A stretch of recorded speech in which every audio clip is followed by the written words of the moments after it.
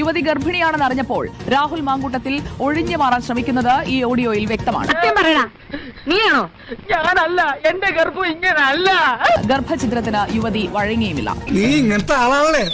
നിന്നെ കണ്ടപ്പോഴേ എനിക്ക് തോന്നി നേരെ ചുവയുള്ള തന്തയ്ക്കും തള്ളയ്ക്കും ജനിച്ചല്ല. നമുക്ക് ആ ഓഡിയോ ഒന്ന് കേൾക്കാം. ചതിക്കരുത്, ചതിക്കും.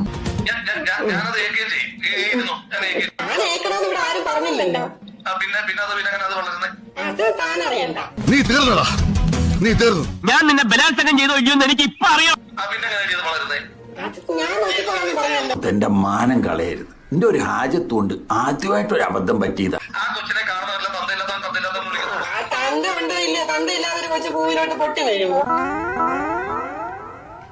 അത് ശരി, ഇതാണല്ലോ നിന്റെ കയ്യിലിരിപ്പ്. അത് ഞാൻ ആ കൊച്ചിനോട് പറഞ്ഞു.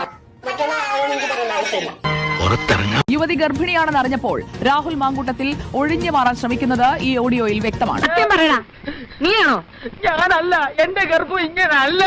ഗർഭഛിദ്രത്തിന് യുവതി വഴങ്ങിയുമില്ല. നീ ഇങ്ങനത്തെ ആളാണല്ലേ?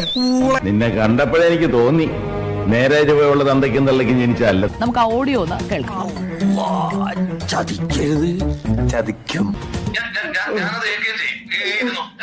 ഞാൻ ഏക്കണമെന്ന് ഇവിടെ ആരും പറഞ്ഞില്ലല്ലോ.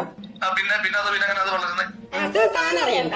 നീ തീർന്നടാ, നീ തീർന്നു. ഞാൻ നിന്നെ ബലാത്സംഗം ചെയ്തോ ഇല്ലെന്ന് എനിക്ക് ഇപ്പൊ അറിയാം. അത് ഞാൻ നോക്കിക്കോളാന്ന് പറഞ്ഞല്ലോ. എന്റെ മാനം കളയരുത്. എന്റെ ഒരു ഹാജത്തുകൊണ്ട് ആദ്യമായിട്ടൊരു അബദ്ധം പറ്റിയതാ. ആ തന്ത ഉണ്ടോ ഇല്ല, തന്ത ഇല്ലാതെ ഒരു കൊച്ചു ഭൂമിയിലോട്ട് പൊട്ടി വീഴുമോ?